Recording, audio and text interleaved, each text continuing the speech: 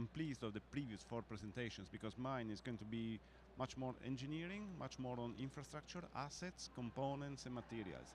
So when Duncan invited me to talk today and to share my experience on circular economy, I said immediately yes. But then I got immediately frustrated and upset because we are in the waste zone. So why on earth we are talking about circular cities, circular economy, circularity in the waste zone? And this is the reason why I got into the circular economy debate, because we've been talking about circularity for decades, and the manufacturing sector, they've been pretty good because they own the products they design, they build, and they sell to a certain extent. But in the built environment sector, we don't, or maybe the asset owners, they never thought about owning the asset right from the planning stage to the end, the commissioning. So this is the reason why I jumped into this debate. And this is very qualitative. This is just a graph of saying that it is absolutely incorrect, in my opinion, and please forgive me, to talk about circularity and associating circularity in the built environment to waste only. Because effectively there's a life of the asset. And if we are talking about the waste, we are far too late. I appreciate that the vast majority of assets are already built, and they are built without circularity concepts. Yeah? So therefore, we are at the end, and we can do what we can do, which is really recover, recycle, or reuse waste, or reuse the buildings or the assets itself.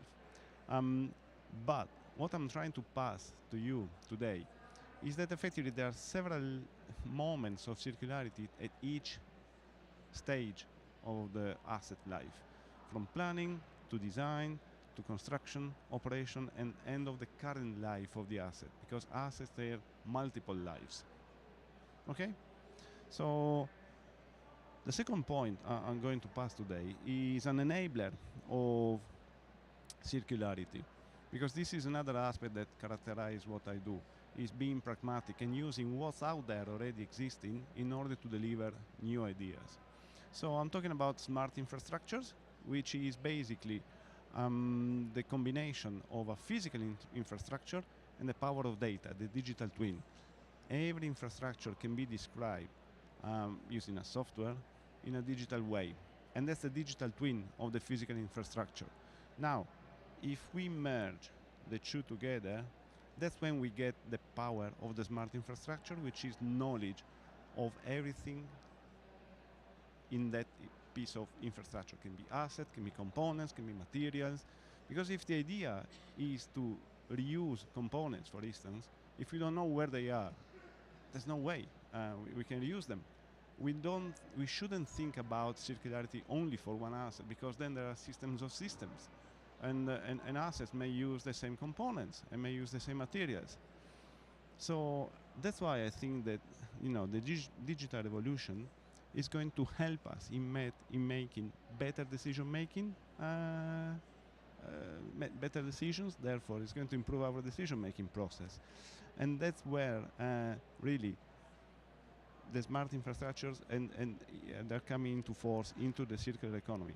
So, in order to answer the question, what is a circular city? I think one of the enablers is going to be this digital revolution related to assets, because they're going to help in understanding what's already there that can be reused, transferred, repurposed, and so on.